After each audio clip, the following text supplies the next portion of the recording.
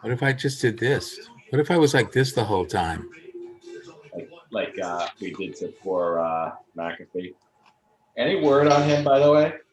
He's in prison. I think he's in prison. What? Was it tax evasion, maybe, or? I believe so. So is he being held awaiting trial? Awaiting extradition. So where is he? Spain. Yeah, that's interesting, hey? The thing that he put himself in a position to get extradited, though. Like, I thought he was specifically not going into countries that cooperate. Interesting. Maybe he has a bigger plan than we realize. Love to talk to him again. Yeah, I would too. Is he doing any social media? Is he staying active at all times?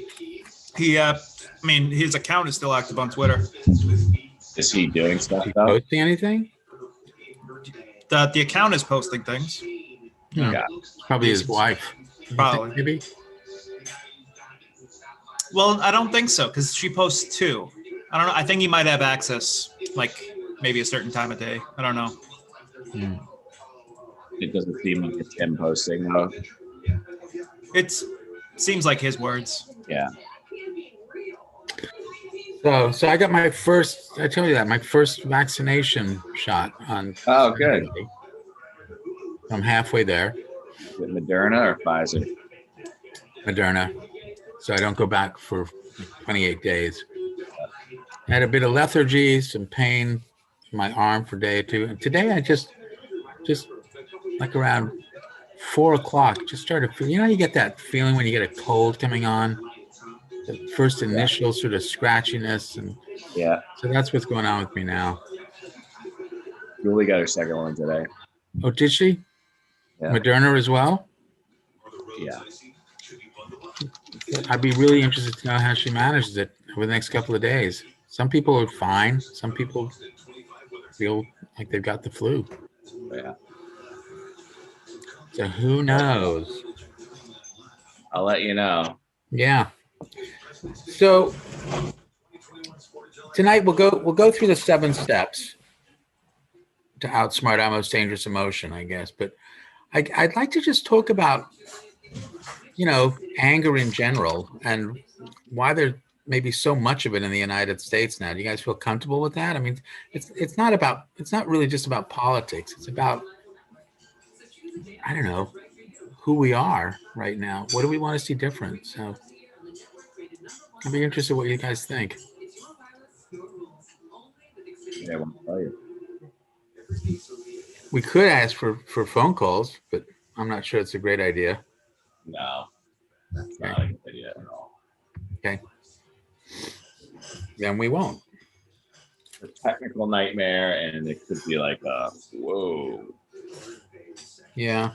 But Facebook, on the other hand, oh no, they were live. Right. Yeah, I shared on Facebook.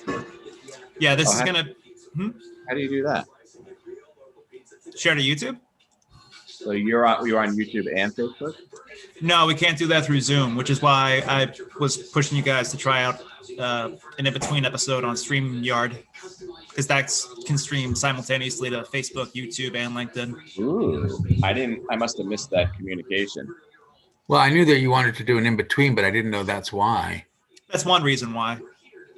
Well, we can try to do a short one. Because it also probably save money too. Really? Yeah, because the webinar package on Zoom is a little bit extra. How much extra is it? Check. For what we have right now is the 100 person.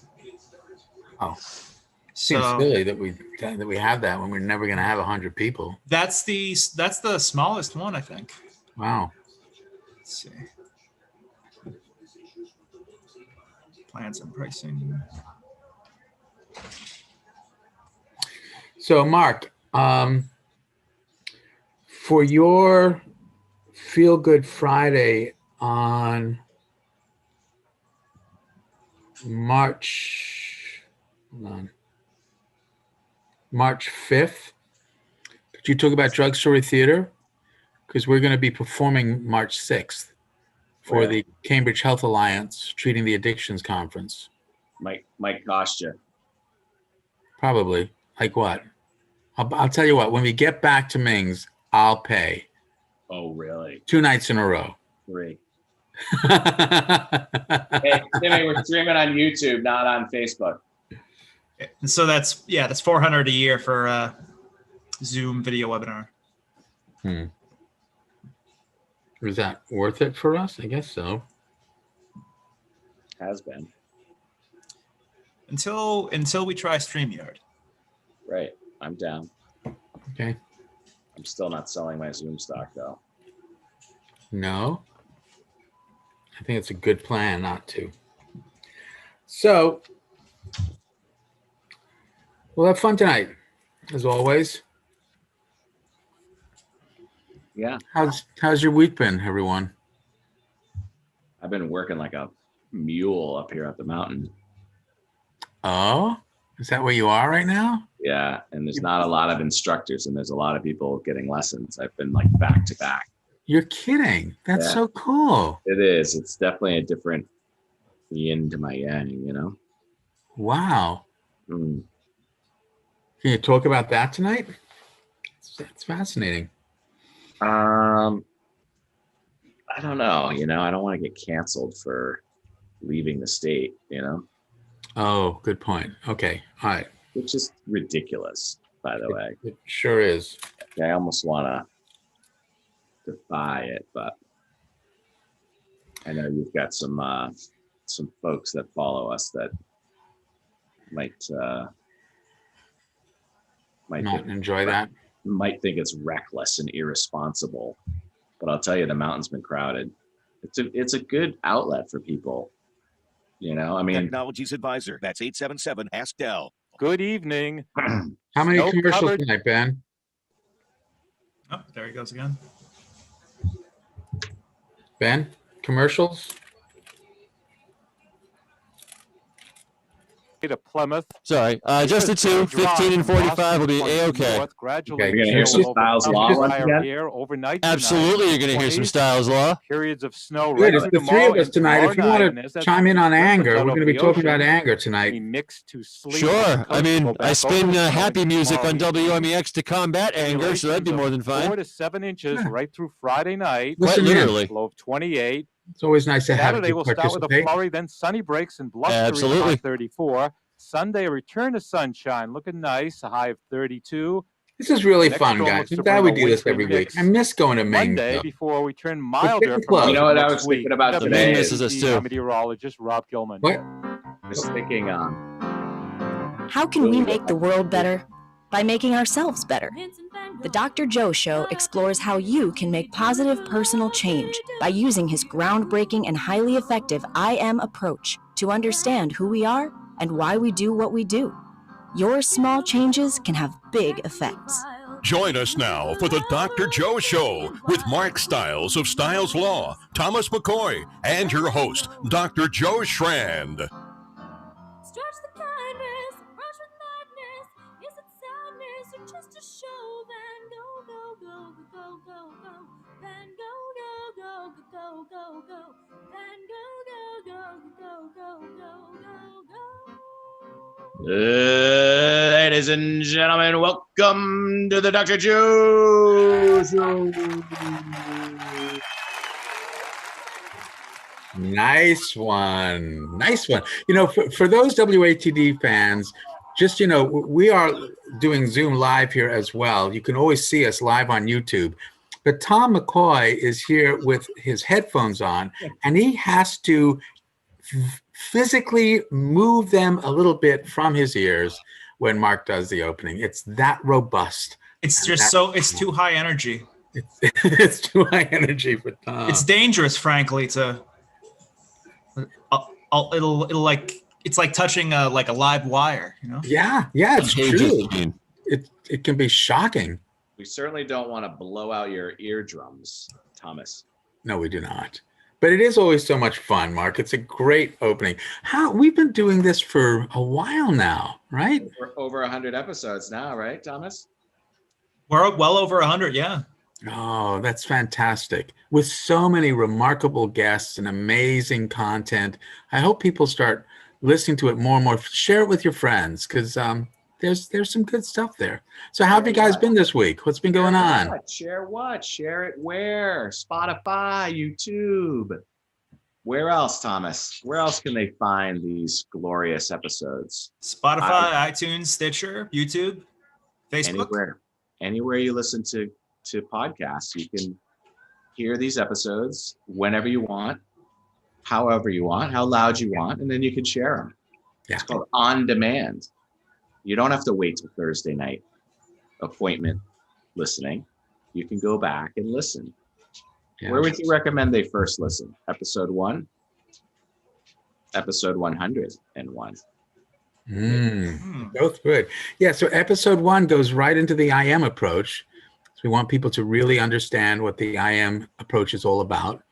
And then it just goes deeper and deeper into all sorts of different subjects. Everything, substance use, but also all sorts of psychological things and grief, even an incredible show on bees and how to be a beekeeper. That's right.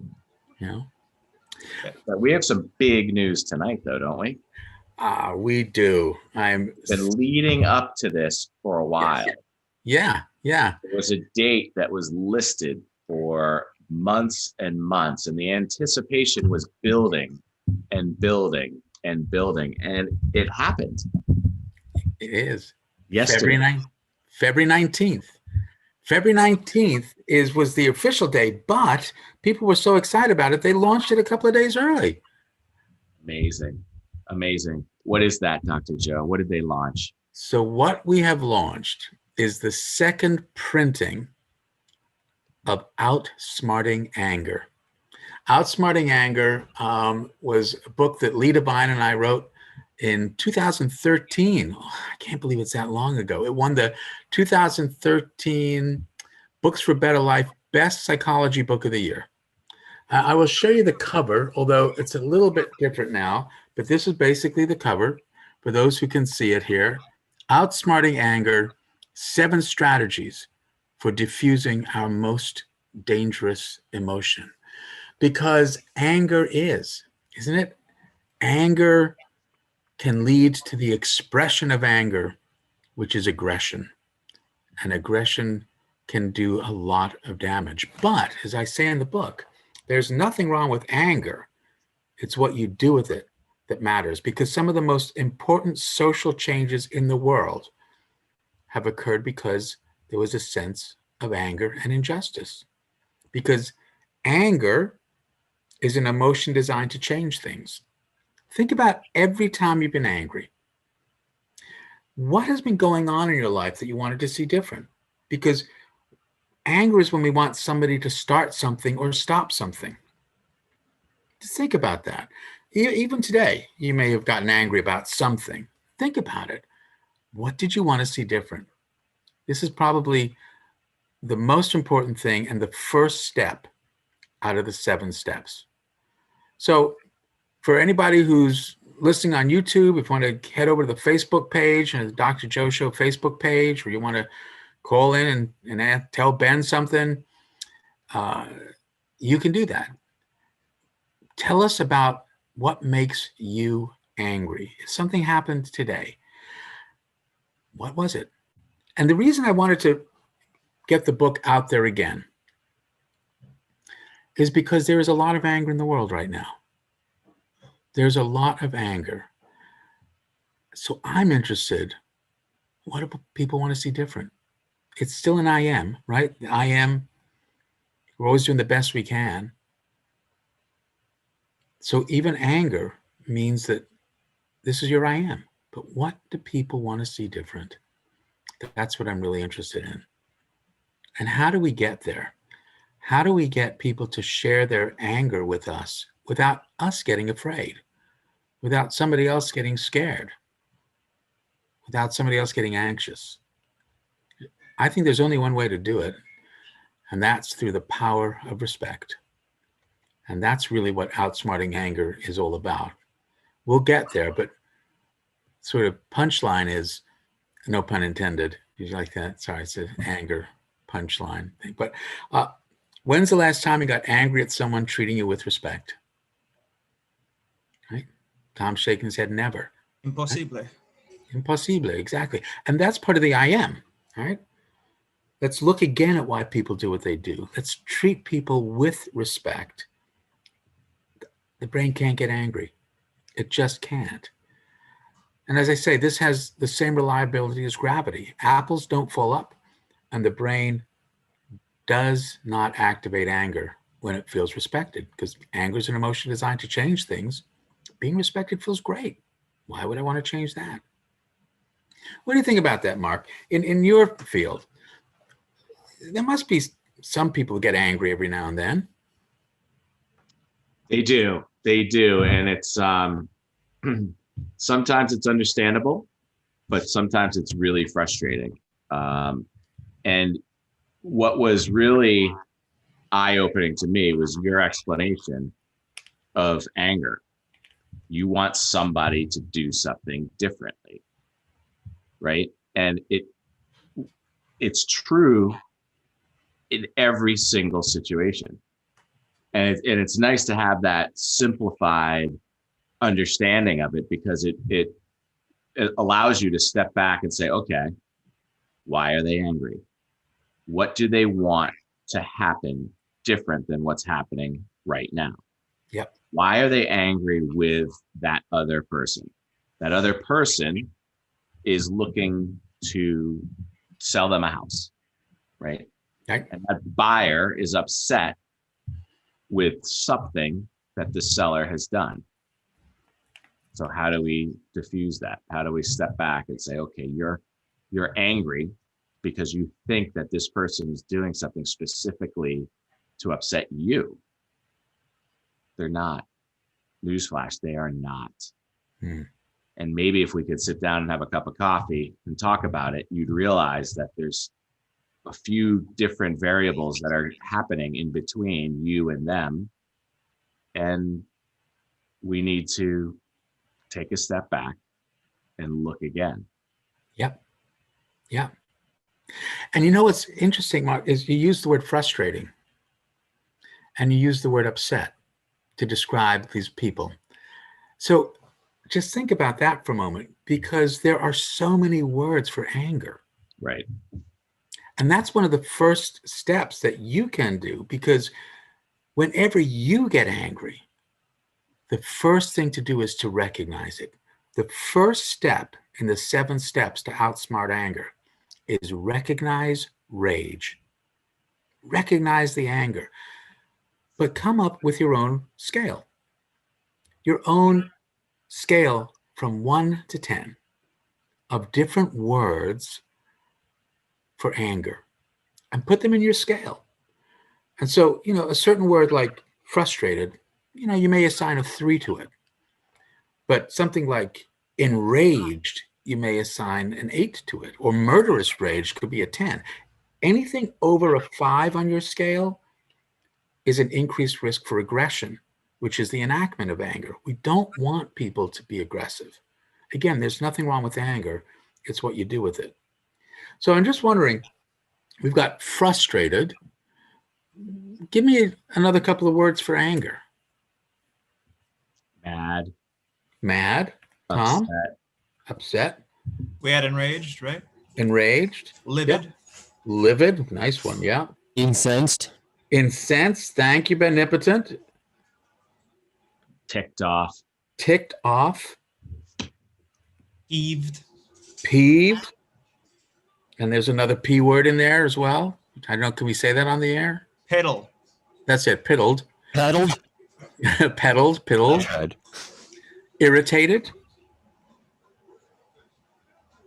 Annoyed. I feel like there's so many more great words. Vexed. It's just blank. Vexed. Right.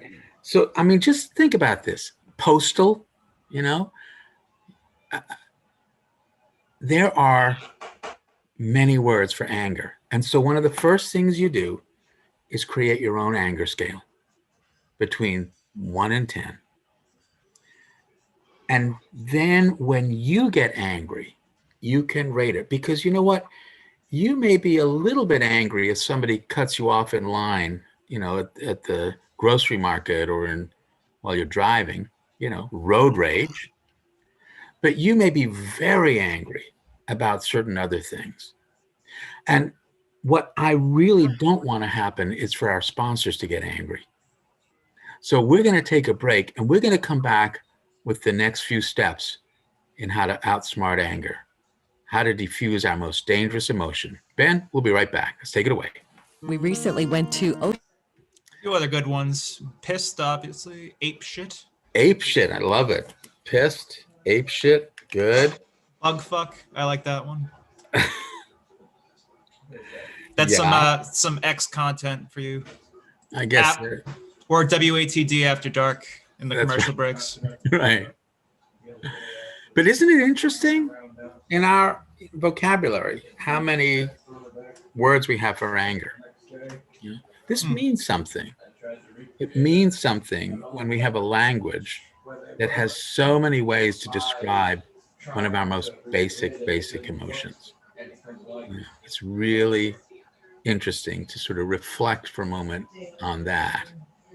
That's the one we really want people to know how angry we are, isn't it? Yeah. It's like, yeah, I'm doing good. I'm happy. I'm sad. Right. This pissed me off so much. Right. Exactly. Right. I mean, it's how often do you say, I'm feeling joyous? You know what I mean? Yeah. Or you just don't, but you can say, that really annoyed me. Or, God, that ticked me off. And you say it with a different affect, right? A different emotion. We're going to get into that, but it's fascinating. Do you know, for you folks on YouTube, one of the earliest emotions that an infant experiences is anger. It is one of the first emotions that a baby experiences is anger. That's interesting. Yeah, because they're hungry and they want that to change. Right. Or they're uncomfortable and they want that to change. You can't have them tell you what the feeling is for years. Right. But you recognize it, right? You recognize rage. First step in outsmarting anger. Recognize rage. As soon as you do that, you ask yourself, what do I want to see different? So we're going to obviously get into it, but that's why I wanted to put the book back out there. I wanted the book out there because I think that we have an opportunity to do something here that's a bit different in how we manage anger. Because as we're going to talk about live on ATD, for you guys on YouTube, it's not always about your anger. This book is how to manage somebody else's anger. Right? Because we're all doing it. We're all capable of anger, but we are also all capable of diffusing it. And that's what's so cool. And of course, the I am is all about that, right? Because the I am is all about respect. But in this book, we don't even talk about the I am. There's a teaser at the end. I'll tell you why later. Active. Hi, I'm Mark Stiles of Stiles Law. Going to trial can be expensive, time-consuming, and frustrating, but there is an alternative. It's called mediation. You could solve your dispute while saving money, relationships, and reputations. At Stiles Law, we have a mediation department ready to help you find that middle while saving that time and money. But you must plan ahead. The Stiles Law legal team offers consultations by phone or Zoom. Call 781-319-1900. 781-319-1900. On the web at stiles-law.com. It's always better to be proactive, so you are not forced to be reactive.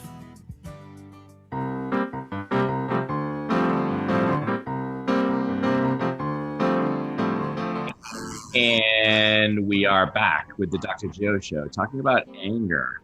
And it's funny that they finished that last advertisement with mediation, because there is nothing more frustrating than litigation for people. Two parties drop the gloves and go to war, basically. through the litigation process, there is nothing more disheartening in my mind to watch than two people get as angry as possible with one another. Yeah. Yeah. And that's why mediation is so important. And this is something that you're now, I mean, you've gotten trained in it, right? Yeah. Certified in it. Yep. Yep. And it's so nice because it's a dollar for dollar savings. There's so much benefit in it intrinsically when it comes to, saving those relationships, right? Why are we letting our emotions stir out of control so we're going to hate each other for the rest of our lives, as opposed to understanding that we have our differences and we need to terminate a certain relationship, whether it's business or familiar, and we can still be friends.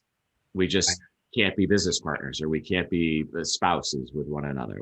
But we could still be friends and have mutual respect for each other and continue relationships. Maybe you're still raising children with one another, but when you go to battle, and the doorbell rings and the sheriff is serving you with another notice of a deposition and another notice to appear in court and answer interrogatory, and just on and on and on, that sent me another one, and bring it to work and bring it into everything of your life, can be completely avoided. Yeah, it can through be a process it's a different way of resolving the dispute. Yeah. I mean, anger, remember, is the fight branch of the fight, flight, freeze response. Mm-hmm. It is approaching someone with the intention to get them to change. So the first step, recognize rage. And, in terms of mediation, what's the second? In terms of why is someone angry? So here's the sort of global thinking. The second step in outsmarting anger is to envision envy. We get angry when we think somebody has more than us. And from a deep biological point of view, it's because we think we're at a disadvantage. If somebody has more than us, and there are three basic things that animals want, right? They want food, shelter, and the ability to reproduce. In outsmarting anger, we globalize those a bit, and we call them the 3 R's: resources, residence, and relationships. So resources, obviously, money, but it could be a house. It could be time with the children in a way. It could be any number of resources. Think about the resources that you have in your life. You've got maybe a cell phone. You've got maybe a car. You've got resources. And sometimes we get envious that somebody has more resources than we do. And we want to bring them down because we want to level that playing field. Sometimes we think people have better relationships, right? That their relationship is better. I've got a better relationship with my boss than you do. Somebody might think, wow, I'm envious of their relationship with that boss, because if they've got a good relationship, that person is going to be at an advantage over me for getting a raise. So envy, right? Envision envy, resources, relationships, and residence. Think about this for a moment. We see towns compete with other towns on the sports field. Okay, perfectly benign, reasonable way. But what about when an entire country thinks that another country has more resources, more safer residents? That can lead to war.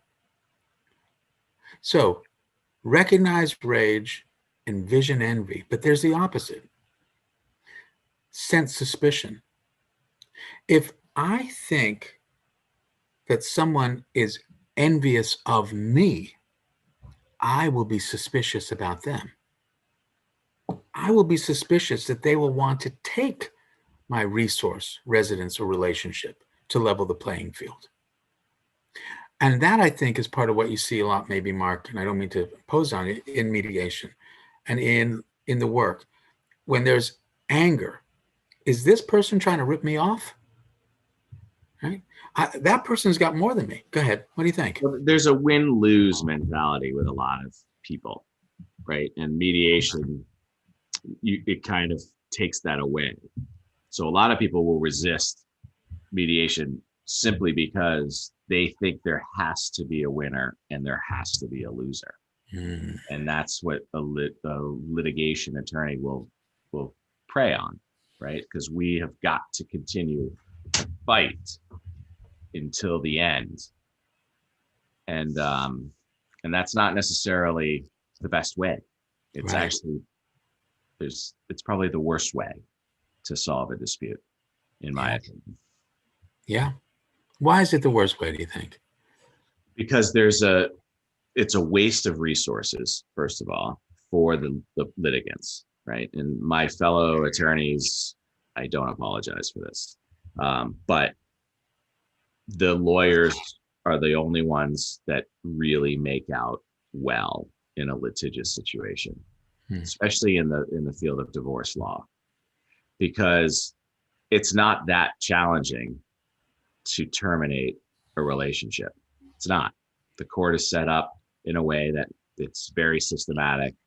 But when people start to create certain elements to the situation and stir the pot, as they say, and drive emotions and create things that don't need to be there in order to win, right? In order to push and pull and push and push and push to break the other person and get them to submit. But yet the end usually is somewhere near where it would be had you sat down and said, listen, we know what we're trying to do here. Let's figure out how to do it without hating one another. So the resources are lost, the relationships are lost.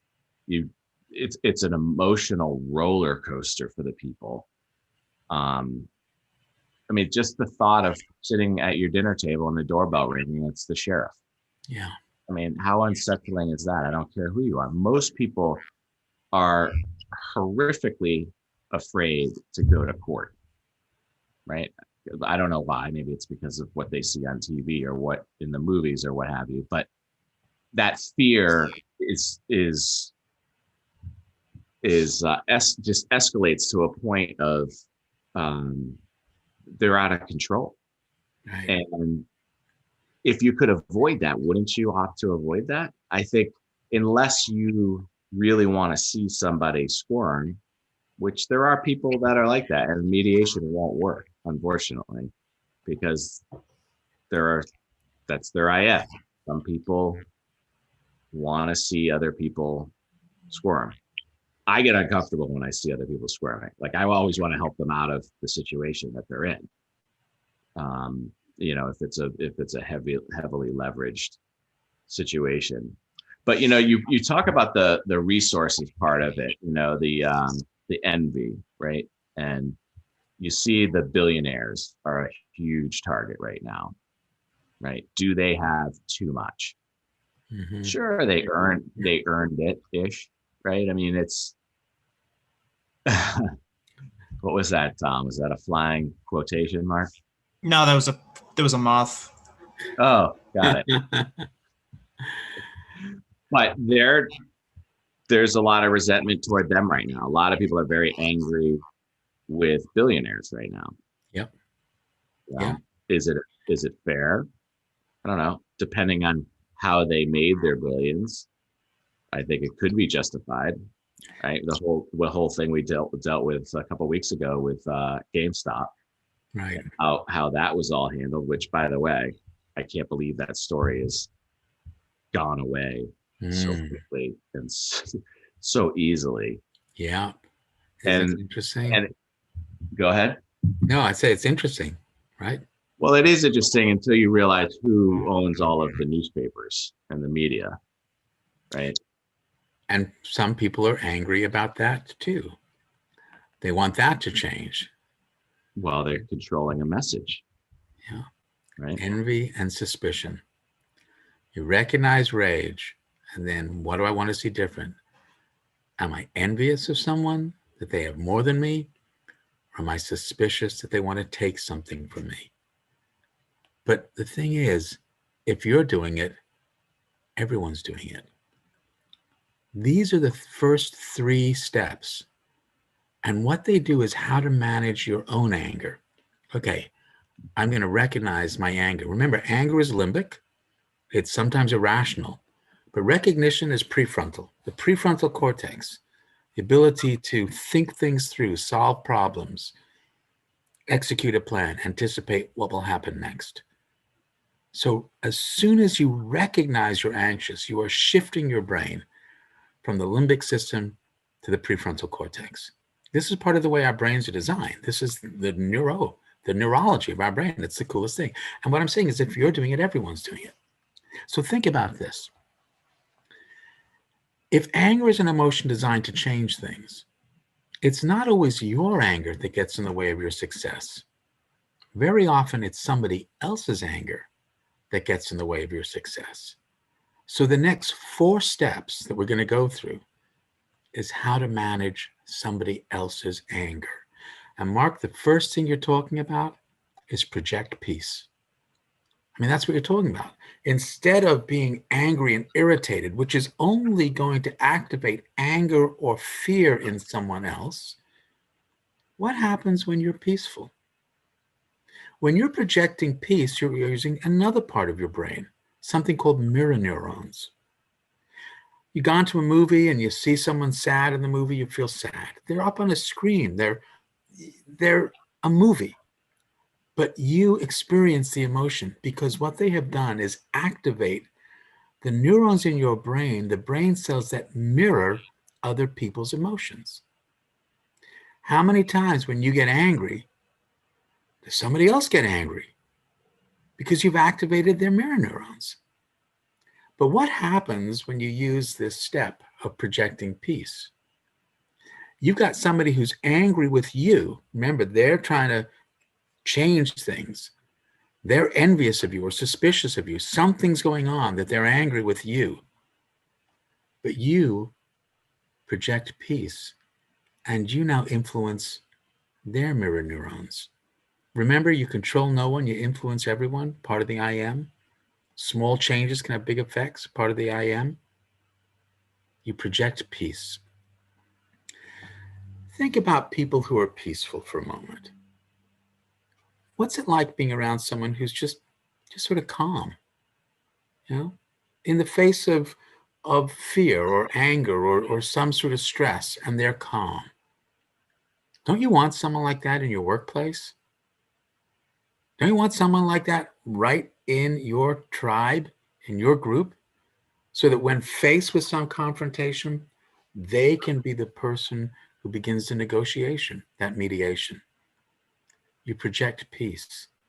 You begin calming down somebody else's brain. Have you ever done that? Ever been in a situation where that's happened to you? Where you've been able to project peace?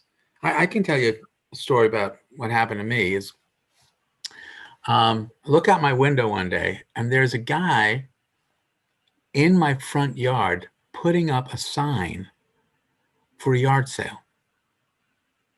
And he's putting up a sign on my yard for a yard sale several houses down. Now, I could have gone out and said, get that sign out of here. What are you doing? Why are you putting up? It's my property, not your property. Why putting a sign up? But I went out and I said, hey, yard sale, what's going on? He thought I was going to come out and tell him he couldn't put the sign up. And the first thing he said was, I can put the sign here because there's a fire hydrant down here. That's a public property. I said, I'm not telling you can't put the sign there, but just curious. Yard sale? What's going on? This man then began to tell me, because I projected peace,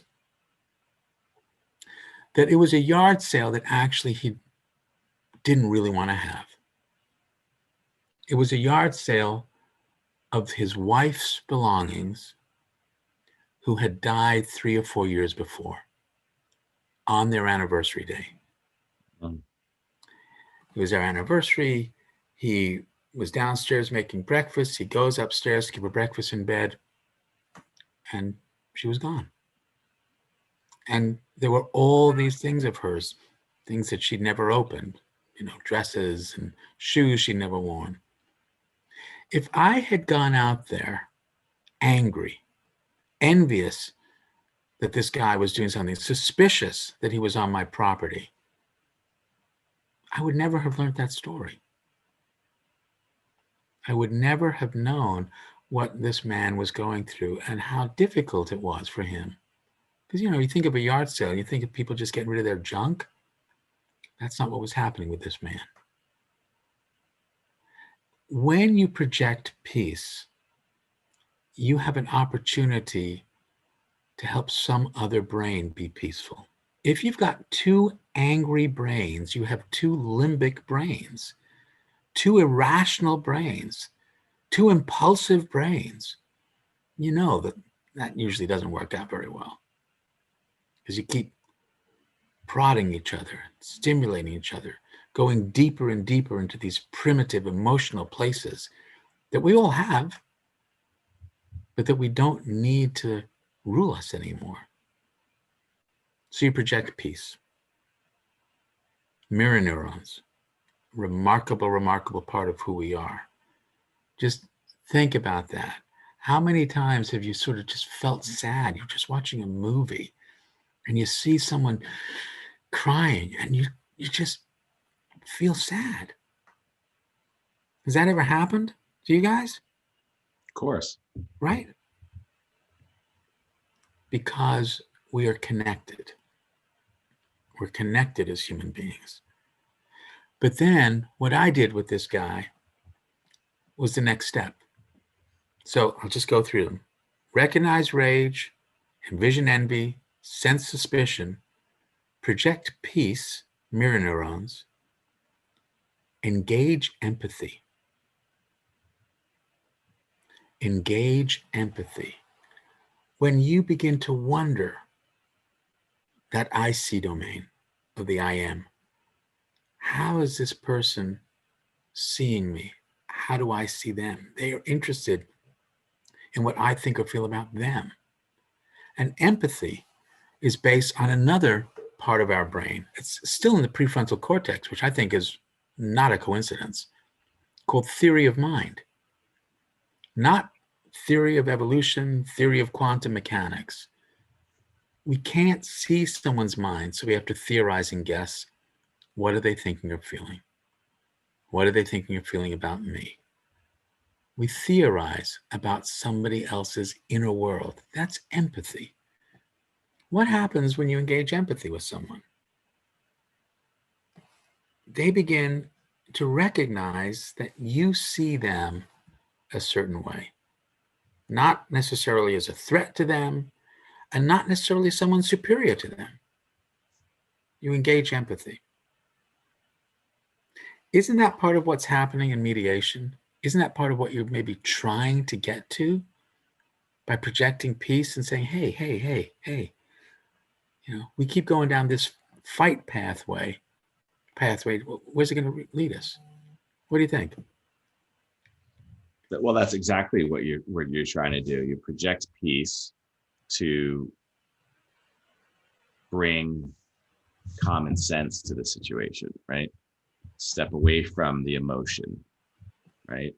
And engaging the empathy is certainly a strategy to help open up the dialogue, right? But then you run the risk of, well, you're obviously you're favoring that person as opposed to me.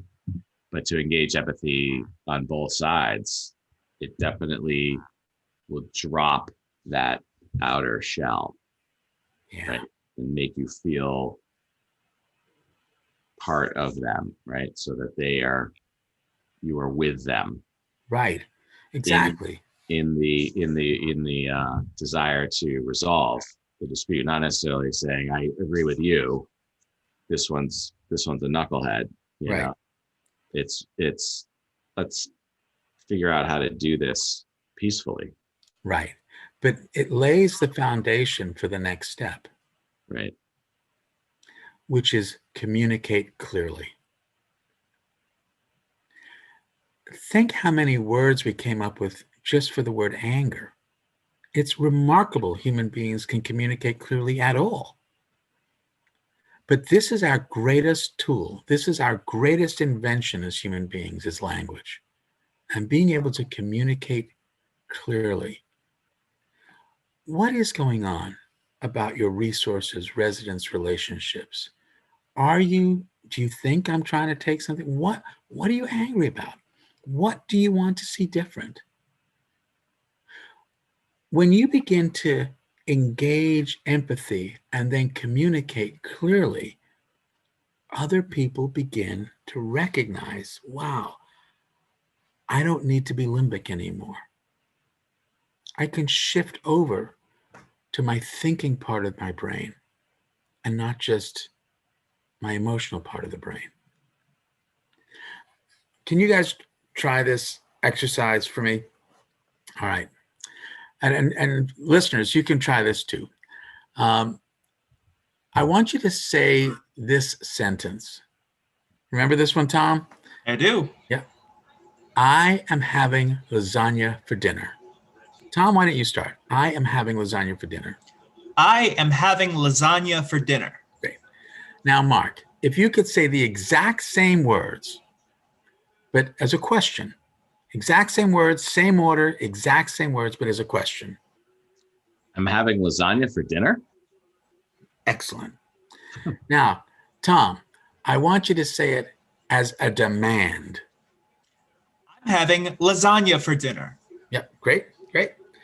And now, Mark, this one sometimes makes people giggle, but as a seduction. I'm having lasagna for dinner. I love it. It made me giggle. So look at this. The exact same words, but a different meaning, depending on how you say it.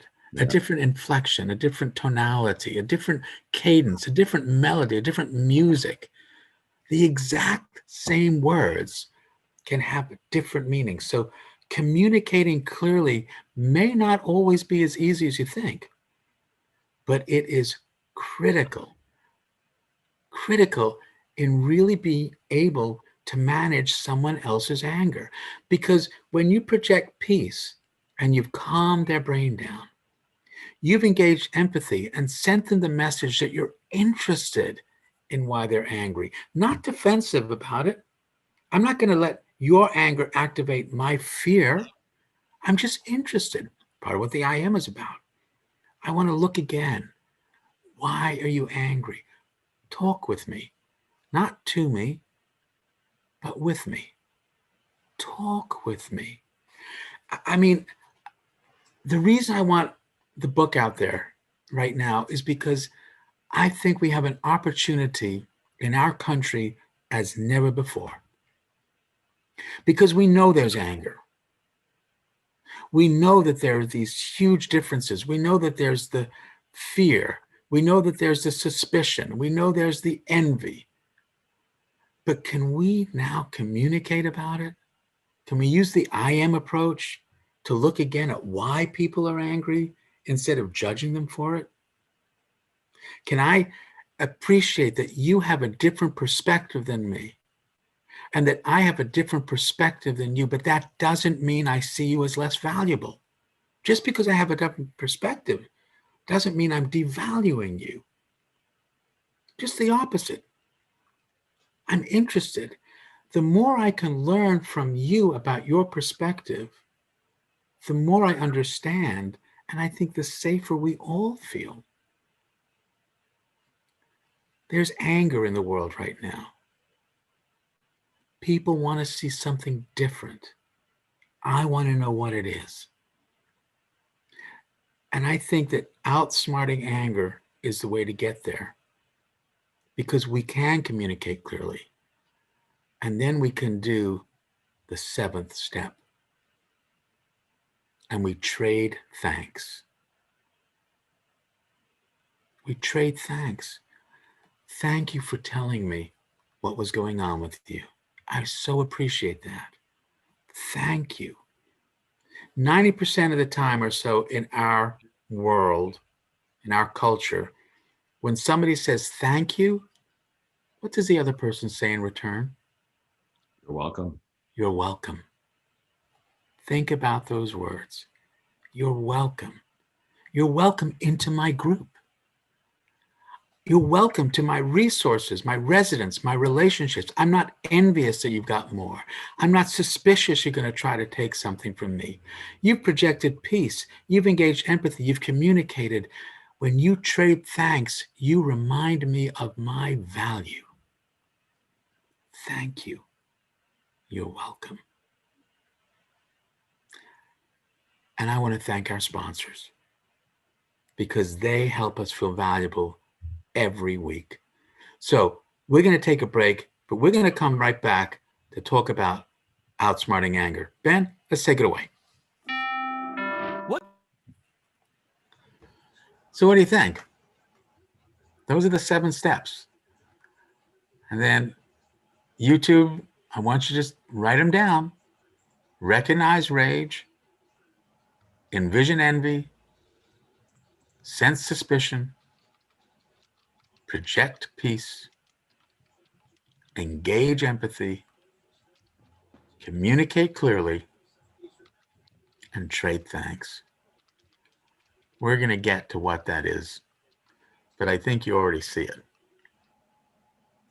But we can give it away to you guys now, or we can wait for another minute or two when we're live on WATD. But that's what I want. So folks, it's right out there. Outsmarting Anger. 7 steps to diffuse our most dangerous emotion. Proud to say it was an award-winning book. I think I'm not looking to win any awards again, but I would love people to read this. I'd love them to begin practicing it. And at the very end of the book, you will get a sneak preview. You'll get some bonus material, which is about the next book that's coming out in the fall. Oh my God. Yeah. The next book that's coming out in the fall is a book that I have wanted to publish for a long time. The working title, The I Am Approach, Unleashing the Power of Respect. And that'll win the awards. I hope so. Temple Grandin needs to write another book ASAP so you can beat her again. Well, yeah. So Tom, what do you think about this? I mean, it's the best way to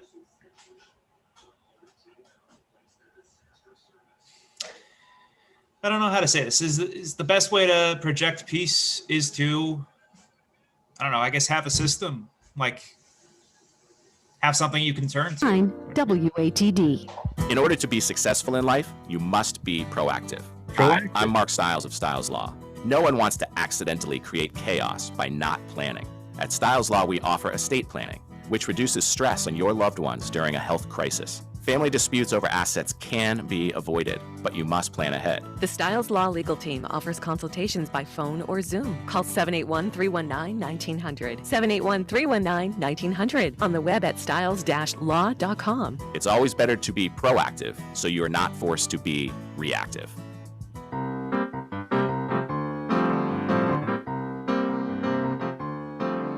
And we are back with the Dr. Joe Show, talking about Dr. Joe's new book out on the bookshelves tomorrow. Right. Tomorrow. I'll see you. You'll be there. Some will come up. Some will come up. Yeah, Outsmarting Anger, 7 steps for diffusing our most dangerous emotion. But you know, Mark, your commercial, I just love them because it's the power of respect. Right. It's about keeping it frontal. You know, proactive, planning instead of being reactive. Proactive planning, those are prefrontal cortex. Mm-hmm. It's all about thinking things through as opposed to being limbic and being reactive. So I think it's great. Worrying.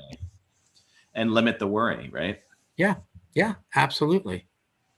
So I just want to go through the 7 steps, and I will just want you to think about it because I love acronyms, right? An acronym is where Every letter in a word stands for another word.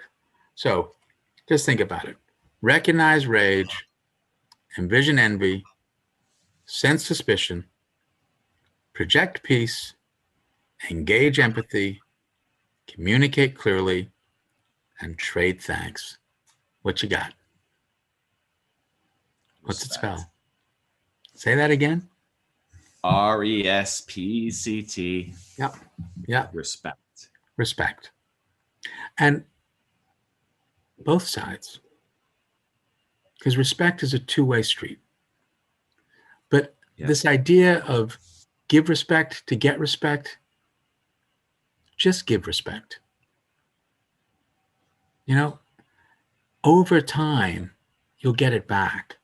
Because when's the last time you got angry at someone treating you with respect? It doesn't happen. Yep. So anger is an emotion designed to change a behavior. But respect is a behavior designed to change an emotion. It's powerful. It's a way that we engage with each other as a group. You're welcome. If you're part of a group, when you're part of a group, I think you feel safer. You know, I think you just feel safer. And respect leads to value. And I, published something. Why is this value thing so important? Why does every single person you've ever met want to feel valued by somebody else? I think it's because of this. I think it goes way, way back in our evolution, way, way back in our history as we were evolving as a human being, as a human species. So millions of years ago, we weren't the biggest animal. We weren't the fastest animal. We weren't the strongest animal. We were isolated mammals scurrying around, hoping not to be lunch. We were prey. And then we formed these social groups. And our survival potential increased so dramatically, human beings are everywhere. But to access the protection of that group, you have to contribute something to that group. You have to have value. So whenever our brain perceives that somebody else sees us as less valuable, it activates a primitive survival response. And that can be rage, it can be fear, it can be freeze, it can be one of the three F's: fight, flight, freeze. Fight, anger; flight, anxiety; freeze, I think, is depression. That's why we want to feel valued so much. That's why the I am is such a powerful tool for that. Because if everyone's doing the best they can, that means you respect them and you see them as valuable, and then they trust. They trust that you're not going to try to kick them out of the group. They trust that you're not going to try to take something from them or be more powerful from them. That allows you to unleash your unlimited human potential. That's the power of respect. So, Outsmarting Anger, it lays a foundation for the next book. It's not going to go into the I am approach. By design, it wasn't. It was really just focusing on this one part of it. When's the last time you got angry at someone treating you with respect? And you know that you don't. You think about it. This book explains why. And this book explains how you can then use respect to defuse somebody else's most dangerous emotion. So how are we going to do that in our country right now? Because people are feeling so disrespected. Don't you think so? I mean, somehow, because you do this, I have to respond and do that? I don't know. I'm just interested. Why are you doing that? I'm not judging it. I'm just really interested. What do you think? Am I being too grandiose? I mean, I know that happens. Well, I wish I could judge. It would be easier. What do you mean, Tom? Why? Well, when you engage empathy, doesn't that also add baggage potentially? When How you so? when you become when you become more invested in another person, and maybe you get disappointed by their actions, or something bad happens to them, and it's like, why do I make these attachments? What if that happens on the macro scale? Because I've been doing a lot of reading to understand everything, and I kind of regret it. Why is that, Tom? Because it's something that I can't really talk about. It's something you can't bring it up in conversation most of the time, even though you know that it's what's in so many people's brains. Do you know what I mean? I'm listening. Like I said, I wish I didn't. I don't know if I should say that I wish I didn't, but this is why we don't talk about it. Talk about what? What aren't we talking about? About what makes us angry on the macro scale. Because we worry that what will happen. We'll be judged. And that's where the I am comes in, right?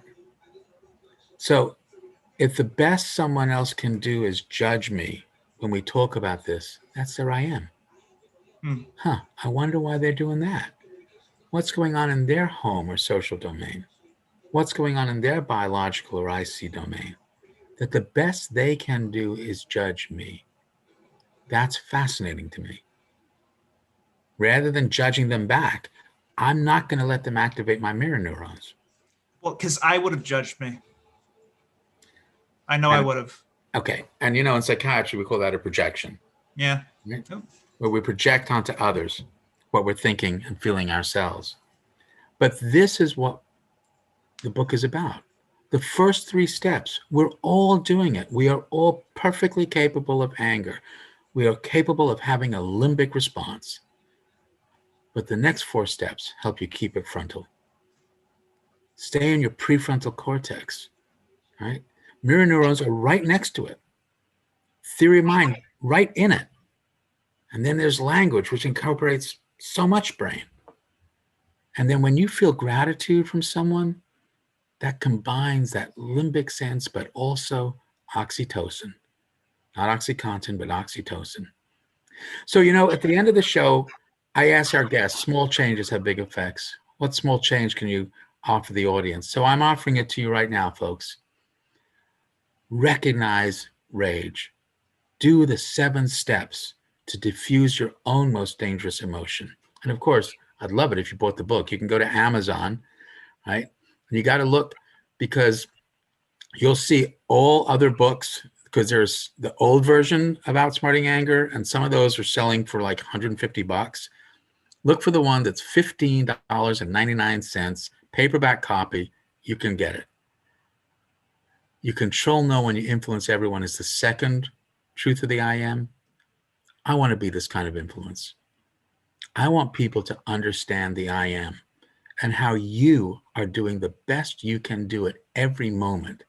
But if you don't like it, instead of judging yourself as less than and broken, look again. Look again at the influence of the 4 domains and make a small change. It's going to be so much fun. Bye, guys. Thanks for listening. Outsmarting Anger, Amazon.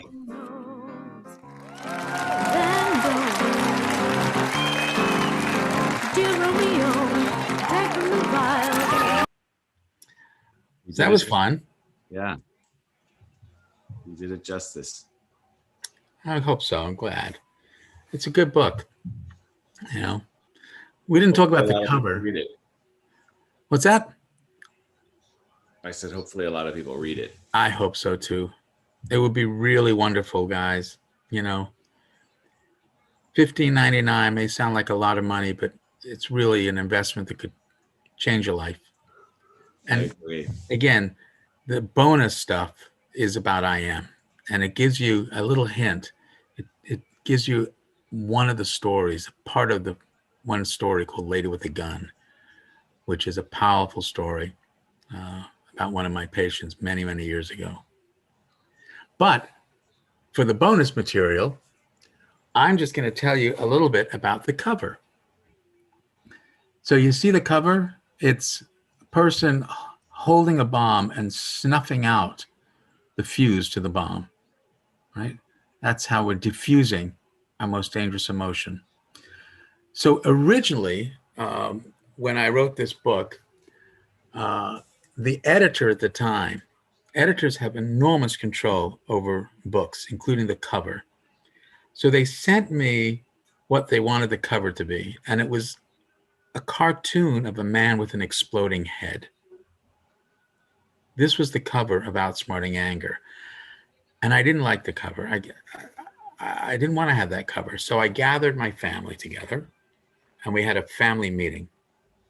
And I said to my kids, Sophie was on the phone, and my wife, I said, they're going to put a picture of a man with an exploding head on my book.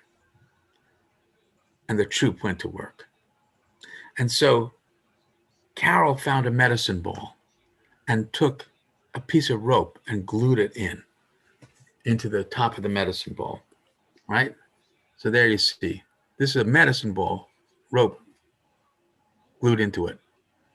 Galen researched color and said, Becca, put on a purple t-shirt because purple is regal. Purple is calming. Purple is a regal authority. And so Becca put on a purple t-shirt. Carol, who's a photographer, professional photographer in her day, she got out her camera. Becca, she took this picture. And then Jason wound up photoshopping everything. Took it, cropped it, changed it. This was a blue medicine ball. He changed the color. He put in the little bit of smoke that's coming up here. He cropped the picture. Sophie did all the illustrations in the book. And they bought it. My editor had never seen anything like that, where one of the authors had come up with the book cover. Never happened. And one of the things I am most proud of in the book, and we're keeping the same cover, is right at the beginning of the book, even before the book starts.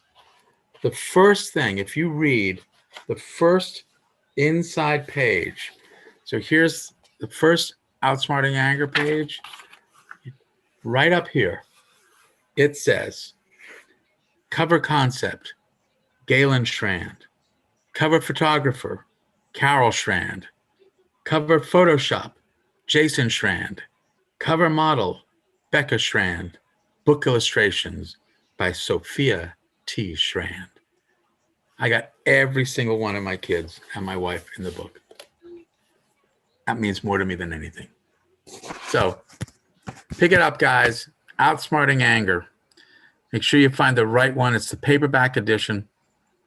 And I would love it if you buy it through Amazon and you begin commenting. The more comments you can put on the Amazon page, the better. You can certainly send it on Facebook, but please post them on Amazon. One comment after the other. Rate it. Tell me what you think there. You can always bring it over to Facebook and tell us what you think on the Dr. Joe Show page. But if you can begin doing this for me, for yourselves, for all of us, we can outsmart anger together in a really powerful way that can be national and international. And then in the fall, we'll check out the I Am book. Cool. Awesome. Thanks, folks. All right. We'll see you all next week. Good night.